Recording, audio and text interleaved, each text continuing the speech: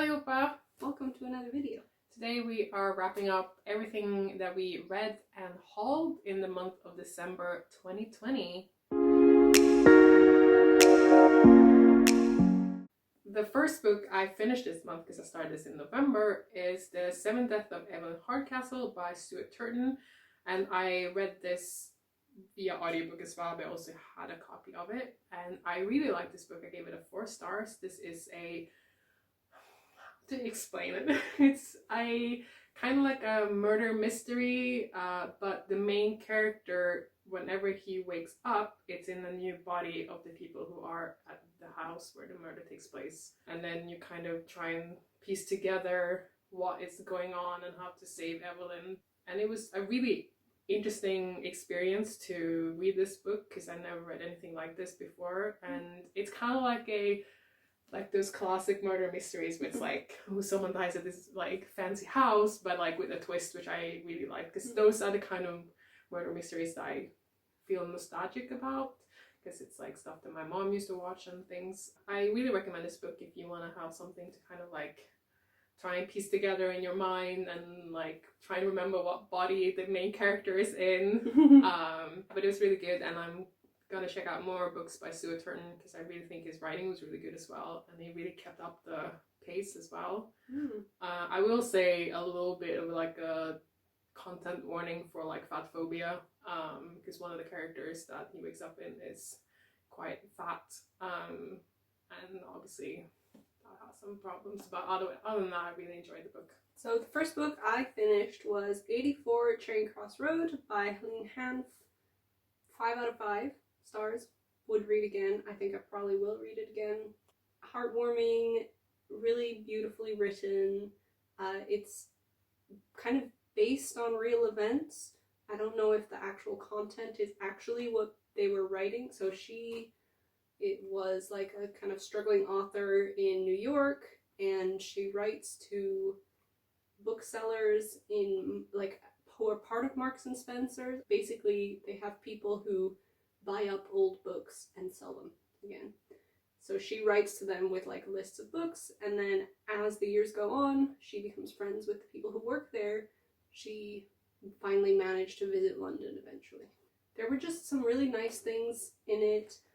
Also, the cutest way to describe stepchildren, which was ready-made daughter. It's such a cute way of describing like a child who you've taken into your family, and I just really like that. Would recommend to anyone who is interested in reading about kind of London booksellers, things like that.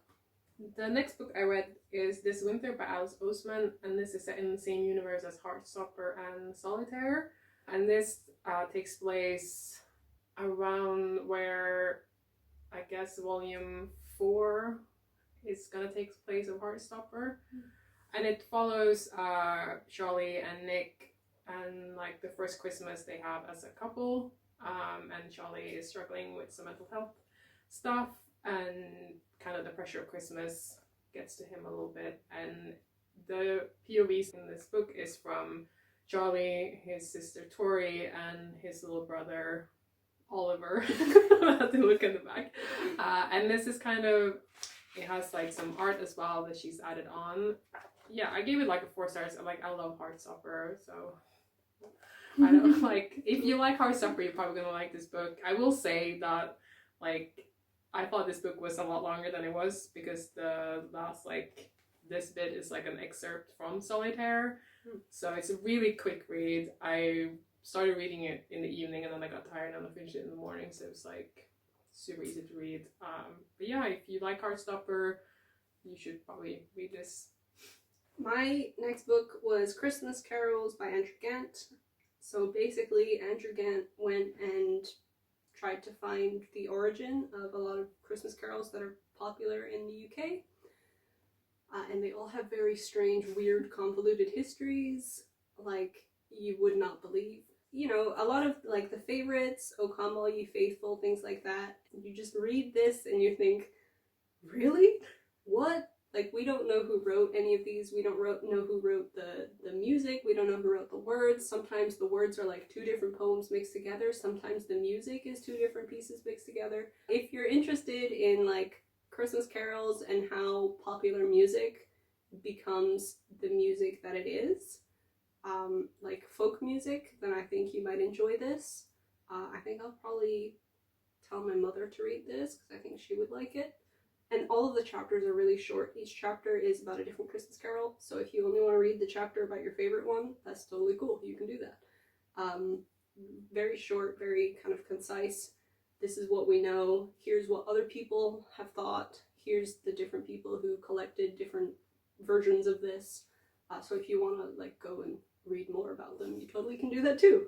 It sounds like when it's like mixed poems and music, is that like the remixes of the past? Yes, the remixes of the past, where you take the music written by so-and-so and then you're like, I guess the lines for this poem scan in this, except for this one line, but we'll just cram it in anyway. It's like sampling. Yeah, just kind of like, so people had like a favorite tune and then they were like, let's use this song or this poem written by so-and-so. And some of them aren't even about Christmas, and yet they're known as Christmas carols. So, very interesting and fun. The next book I read was These Violent Lies by Chloe Gong. And this is a Romeo and Juliet retelling set in Shanghai in the 1920s. And has some fantasy elements to it as well. I gave this a 4-star because I do think that like what the author accomplished was quite good. I will say the fantasy element I felt was a bit like crammed in there. It could have been expanded a bit more. But yeah, I think overall it was a good story. I had some issues with it, which I don't feel like is necessary to kind of explain. It's just minor. If you will notice it, you notice it. Otherwise, it doesn't really matter that much. Overall, I think this was a good story. I will definitely read the sequel. Had a nice cast of diverse characters, both like ethnicity and like queerness as well, all mixed in together, which I thought was really nice to read. Definitely recommend if you want like some new Romeo and Juliet content in your life. My next book is Girls Will Be Girls by Emir O'Toole. I did not like this book. I'm sorry, I really, really didn't. I wanted to, and I thought it would be really cool, but I could not deal with this book. It's written by someone who has a PhD in women's studies, and I could not have disagreed more on basically all of her analyses. A lot of the times she would say things, and on the surface I'd be like, oh yeah, and then she would explain her like thought process or her reasoning or her analysis afterwards, and I would be like, nope. I felt like she maybe I have misunderstood what certain terms mean, or maybe she did, but a lot of the terms that she'd use, she'd be like, I don't think that's real because this is what it means, and I'd be like, that's not what it means, so you're wrong. It made me really angry reading this book. Unfortunately, I can't recommend this book. I'm so sorry, everyone.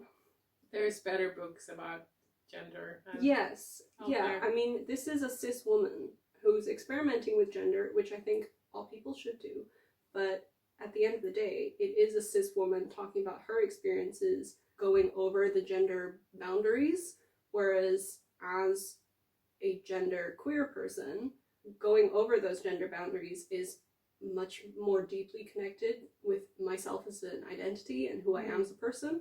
So it kind of felt like she was playing in the space where I'm suffering. The next book I listened to was The Nickel Boys by Colson Whitehead. This is kind of based on like a real place, and it's followed as 2 boys who get sent to this like, what would you call it, like school where they have to like reform. It's like a prison basically, but it's like, and it has a lot of like racial tension there because it's set like in the 1950s, 60s. And I really wanted to like this book because like I heard a lot of great things about it, and it's won a lot of awards, and I can see why people obviously like it, but it's just like the way that it was told felt a bit disconnected to the characters. I've seen some people kind of describe the style as more like journalistic, and I can definitely agree with that, which made me not really connect to the story or to the characters. Like, obviously everything was like horrifying. I didn't really felt like I've gone through something when I read it. I felt like if that was the way that he wrote the book, he could have just done a book about the actual place and like interviewed people and stuff instead. But I will definitely read his first book, Underground Railroad, which I actually have in my bookshelf. My next book is Penguin's Poems for Life, selected by Laura Barber. This was recommended to me and lent to me by my friend Alina. I really enjoyed it. It was really good. It follows I think the Shakespearean stages of life and then adds grief and mourning. So you can kind of read poems about babies and childhood and then adolescence, growing older, getting married, things like that. And you can just read that section if that's what you're feeling at that moment. I read the whole thing all the way through. It was really good. I found a lot of poems that I didn't know, and yes, it did take me a while to get into it though. A lot of the poems about children didn't interest me. Like about being a baby or about having a baby. I was just like, but the poems about being an adult and entering relationships, leaving relationships, and then the poems about grief and mourning were all things that I could like empathize with a lot more. And I would definitely recommend this to anyone who wants to read poetry about life. A lot of poetry is sometimes about things that you don't really care about. They're like about dead people, you know, whereas these poems were poems that could have been written about you if you happened to be in that circumstance.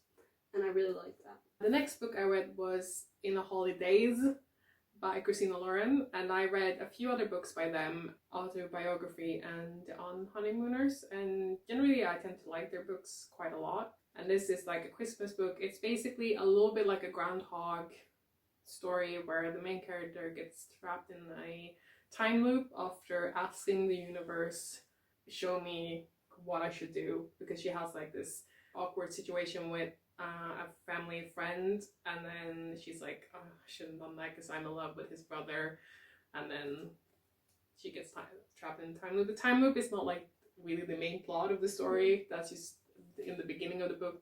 It's more like her trying to do better. But yeah, I enjoyed it. Like, for the time that I was reading it, perfect. I gave it like a 4-star. Just a nice little story that I enjoyed. I love Christmas romance. It's just the best. Don't expect a lot of this book because like it's exactly what it gives you, but I enjoyed it. My next book was Yes by Anne Patterson. This is a book about a woman who has a stroke and then her recovery so she's in hospital, she can't speak, the only word she can say is yes, and people come and basically it feels a little bit like a confessional. A lot of people are coming and saying things to her that they wouldn't normally say, which I really liked that aspect. The ending I found kind of disappointing, but there were like lots of little mysteries about her life because she's like thinking about things, remembering things in her more distant past and things like that, and none of her family knows about it.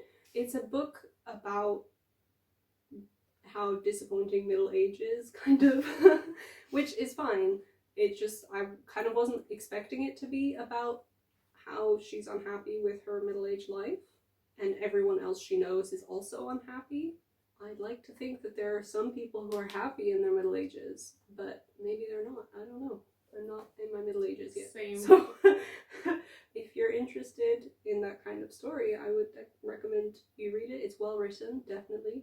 Just the story wasn't for me. The next book I read was another Christmas romance novel, and this was a reread. I read this book last year during the same time, and this is Jag kommer hem till jul, or The Most Wonderful Time of the Year.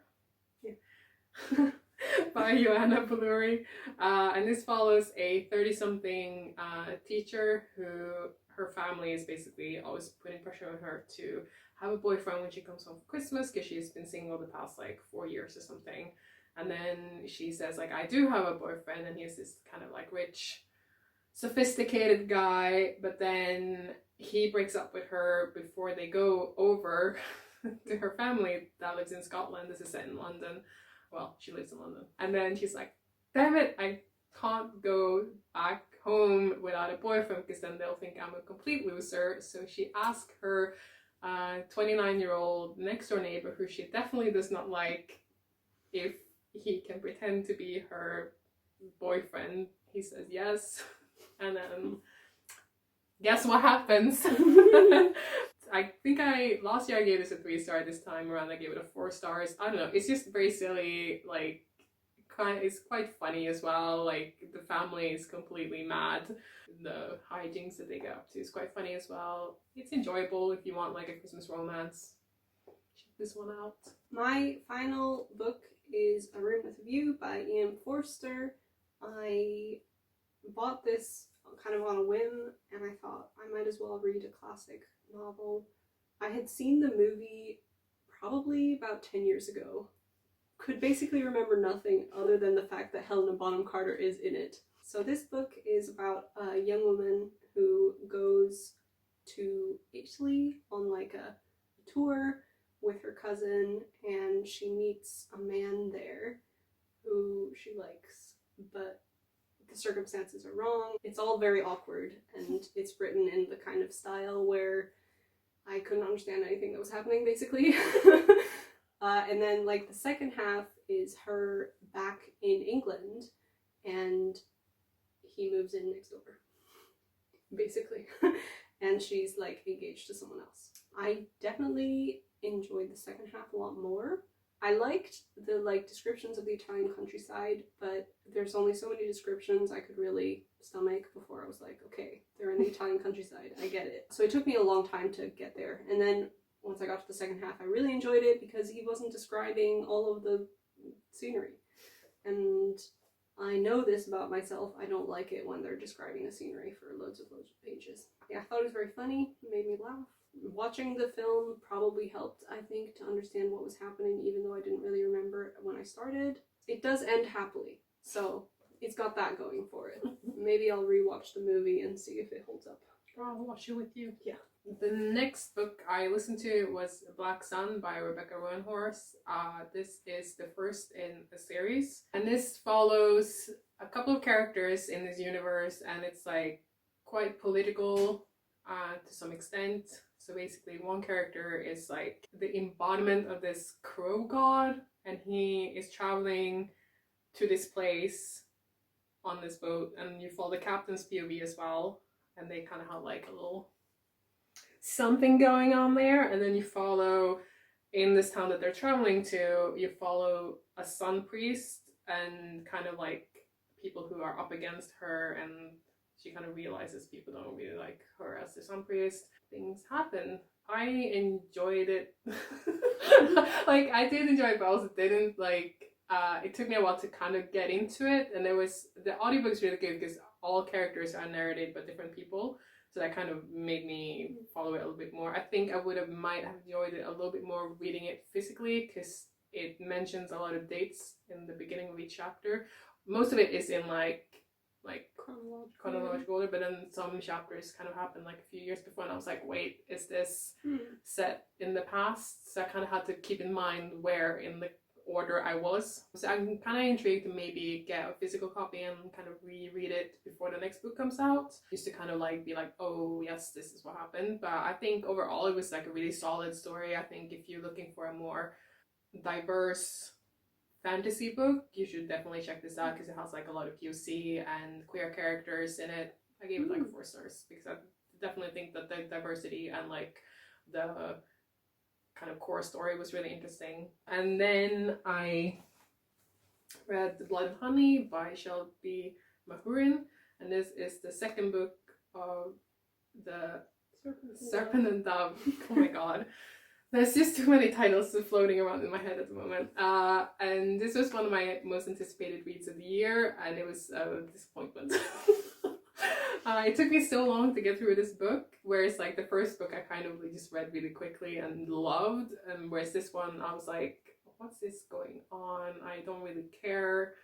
It took a long time in the middle, and then the ending was just like that. It just happened really quickly, and it ended on like this weird cliffhanger, and I was just like, what is happening? I felt like a lot of the conflict, especially with Lou, who's one of the main characters, was just like, it's not big enough or explained enough for me to kind of understand what she's going through. So yeah, unfortunately a bit of a disappointment. I will obviously read the next book because I want to know what happens, and I care about Lou and Reed.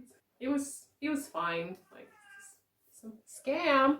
And the last book I listened to, I got this on Audible because they had like a sale where you buy one get one for free. So I picked a book that has been getting really good reviews. I haven't read it yet, so I'm not gonna mention it. And then I got this book because I was like, I want something super silly. It's called Damaged Like Us by Kirsta Ritchie and Becca Ritchie. Apparently it's part of like a bigger universe that they're writing, I don't know. And anyway, it follows this really rich billionaire guy who's also of course all about charity. And his bodyguard, he gets a new bodyguard at the beginning of the book who he has apparently had a crush on for like the past 5 years or something. And then they kind of end up pursuing a relationship, but they can't go public because then the bodyguard will be in the public eye, blah, blah, blah. Anyway, it was really ridiculous, and I thought it was going to be more sexy than it was. It was not very sexy. It was very silly, and just, yeah.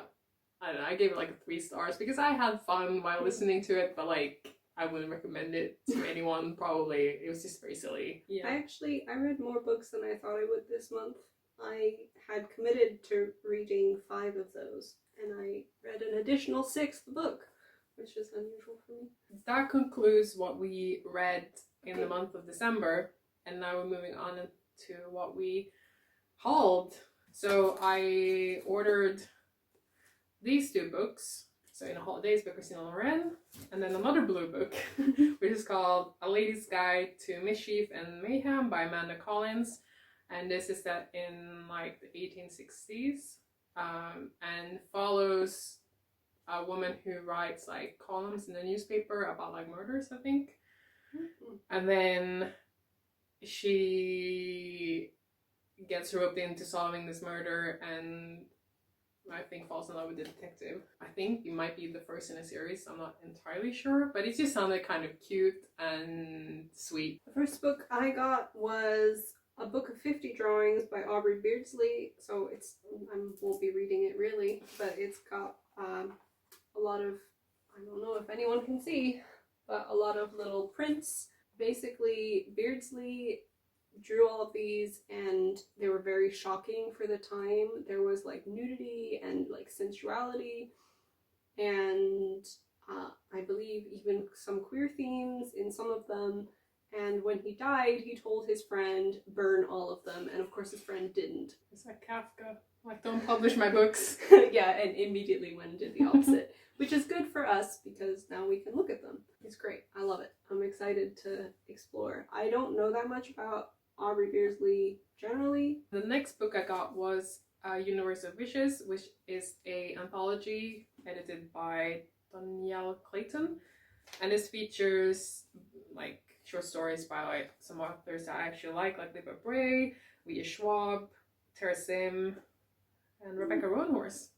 Each anthology has a different theme and diversity. Basically got this because in this Leah Schwab has written a book that features characters from a book series, A Dark Shade of Magic, and I was like, I want to read that, so I got it. And we'll definitely check out the other like short stories because, like I said, it has some authors I really enjoy reading. I got 3 books from a charity shop all at once. So the first one is Glorious Needlepoint by Cafefacet. I don't know how to pronounce his name, and I'm really sorry. Well, in Swedish it's Café.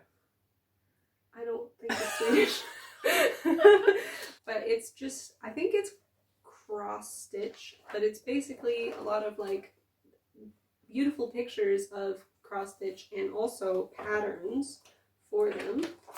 So like this, and it has like how to make things from them, and it's basically at the very beginning he says it's about like his love of needlepoint that he discovered when he moved to England. So I just kind of thought it'd be cool and interesting. There's a lot of cute little, like this is a cauliflower, you know, if I ever have need to cross stitch a cauliflower, then I'll know where to look. And just the photography is beautiful. And then I bought a reproduction version of The Girlhood of Shakespeare's Heroines by Mary Cowden Clarke.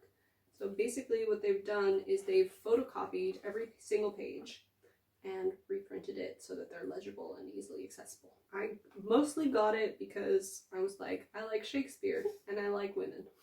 So I don't know anything about it. I assume, so it was published in 1891. I assume it'll be very interesting, have a lot of interesting tidbits, or I don't know if it's like stories about them, like fiction, or if it's like an analysis of the heroines.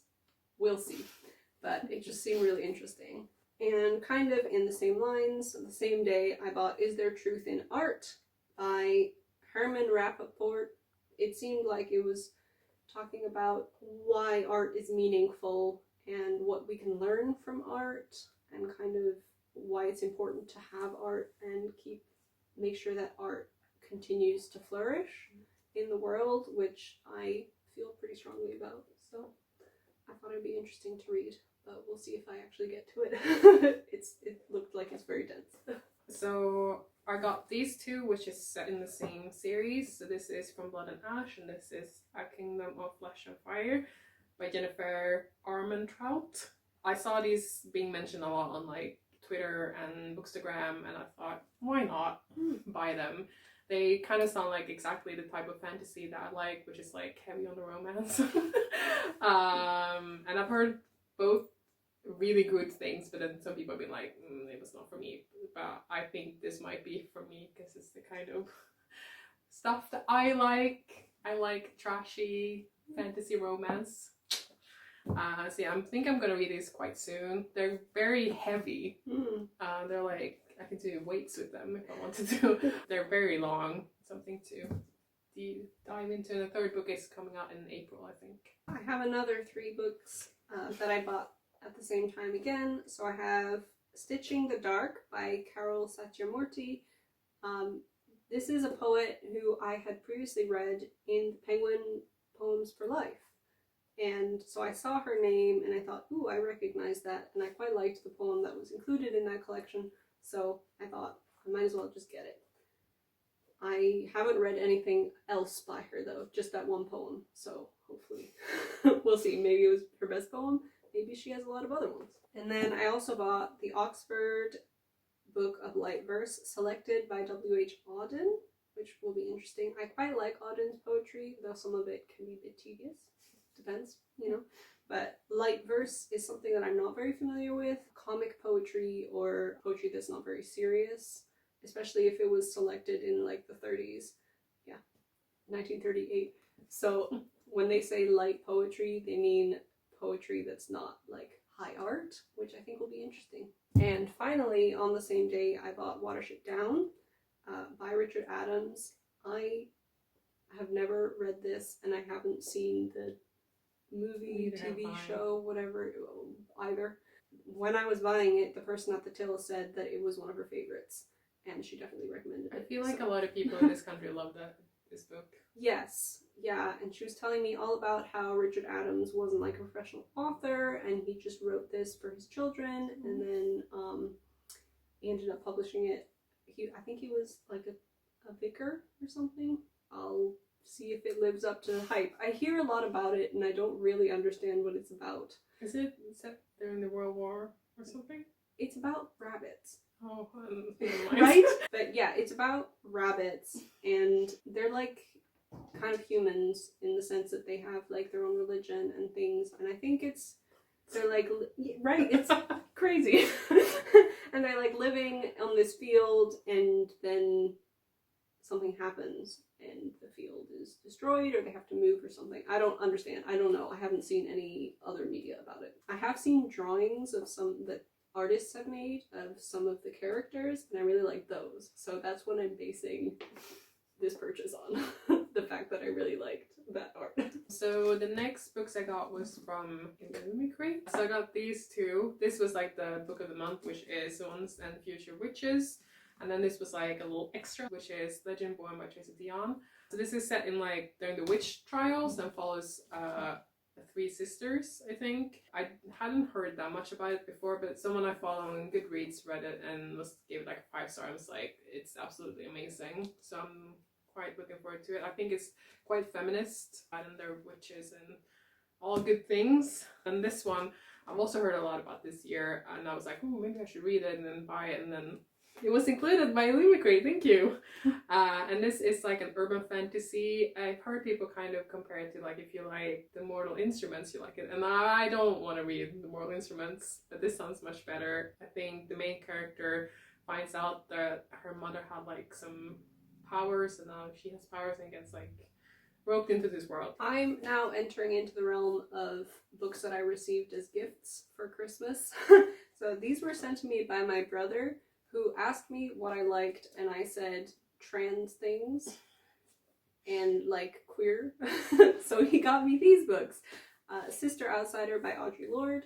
I have read other things by Audre Lorde, so I'm excited. And then Ferris by Meredith Lewson, a memoir about a precocious boy with albinism from a rural Philippine village who grows up to become a woman in America. So also trans. I don't read a lot of memoirs. I have read a few. It'll be interesting to see whether I like the memoir genre. I often find it quite difficult to get into, but we'll see. We'll see. I'm very excited that my brother put so much thought into them. So the next book I got these separately, but it's the same book. It's the How the King of Elfhelm Learned to Hate Stories by Holly Black. And this is set in the same universe as The Cruel Prince. And this is kind of like a novella. And I obviously love The Cruel Prince trilogy, so I was like, I have to get it. And this is the Waterstones exclusive, so it has like some extra art bits in the end of the book. I got this via Depop because it was already sold out on Waterstones when I realized that they had an exclusive edition. And this is the Fairy Loot exclusive edition, which is obviously purple, and it's really beautiful. So it has nice art underneath the dust jacket and like gold spread edges.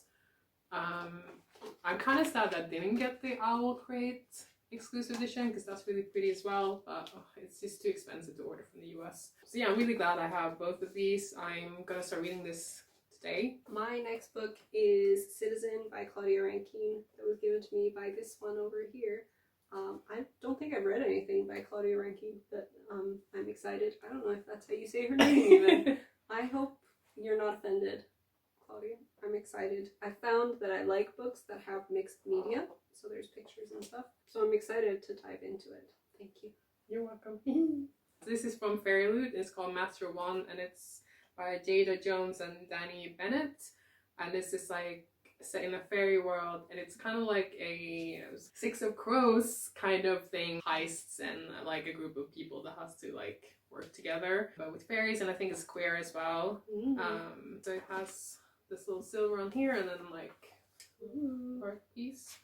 So yeah, I actually wanted to get this before it was included in the Fairy Loot box. I have two books that were given to me by friends, or like this was from our housemate and this is from a family friend. So The Fell of Dark by Caleb Roering. It's about vampires. I don't really know that much. It's vampires in high school, I think. And I think it's queer too. Yes. Yeah. I've heard about it before. Okay. I don't really keep up with what books are coming out because I find it really hard. That's my job. Yes. So you tell me what books to... But yeah, so we'll see how it goes. I don't read a lot of fiction. I did read quite a lot of fiction this month, actually. I did. And then this is How to Fly in 10,000 Easy Lessons by Barbara Kingsolver. Poetry. I've never heard of Barbara Kingsolver before, so that'll be cool and interesting to read. The next two books I got from Mcgrin. So this was the book of the month, and this was like added extra in. And this one is called The Cousins by Karen M. McManus. I have never heard about this book before. I know I've seen the other books that she's written before, but I haven't read them, so I don't really know what this is about. I think it's like a crime thriller kind of thing. Honestly, I'm probably not going to read it. And then the other one is The Ravens by Cass Morgan and Danielle Page. And this is about sorority girls who are witches. And I'm quite intrigued to read this. It has pink spread edges, by the way. I don't really know what it's about, but the cover is really nice. I love ravens. I mean, witches are cool, especially when it's set like in the real world, if that makes sense. Yes. Because I used to love Sabrina the Teenage Witch when I was like a child, so that's why I love witches. My final book is the Liberty Faber Poetry Diary for 2021. This was gifted to me by my mother. It's got a really lovely cloth cover. Ooh, yes. Yes, and a really beautiful print on the front. So it's a diary, and it also has poetry for I think it's every week. Yeah, so you have the week, and then you'll have either pictures of the covers or an actual poem. I really like it. I've had one of these before, which I liked, so I'm excited to kind of use it as time goes on and discover some more poetry. I just like touching it. Yes, it was really nice. Feels nice. Yes. So good choice, Mom. My last two books are the ones that I got for Christmas. The first one is this, The Gravity of Us by Phil Stamper, and this is queer. And this was given to me by our housemate as well. It follows a boy who is like a, what's it called? I don't know. An influencer. Oh my god. An influencer, and then his dad kind of uproots the family when he gets selected to be one of the first people to go to Mars. And then NASA also has like a TV show of the family, not only their family but all the astronauts basically. And then the main character falls in love with this other guy. It's a really nice cover. And the last book is Folk med ångest by Fredrik Backman, which is called Anxious People in English. It's in Swedish originally, and so I asked my mom if she could buy it for me. I've heard really good things about this. It's won like a load of awards and like keeps selling and selling and selling.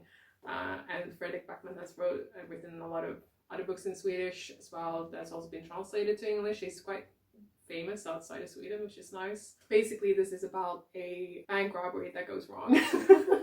And I'm really interested to read this. The cover is ugly. Swedish covers tends to not be very nice. The English cover is so much better, like 10 times better. Yeah, and it's coming to Netflix as a TV show, I think. Snart på Netflix. Snart på Netflix. Yes. Yes. I don't understand most Swedish, but I can interpret the letters sometimes. Yes. There you have it. All of the everything. But yeah, what did you read this month? Did you enjoy it? And did you haul any books that you are getting ready to dive into in 2021? Leave a comment with books that you got this month. Like, subscribe, follow us on all of the channels, which are Twitter, Instagram, and Goodreads. We are Tess and Orlin on all of them. On all of them, yes. It's very easy. Hope you enjoyed 2021. Better than 2020. Hejdå! Bye!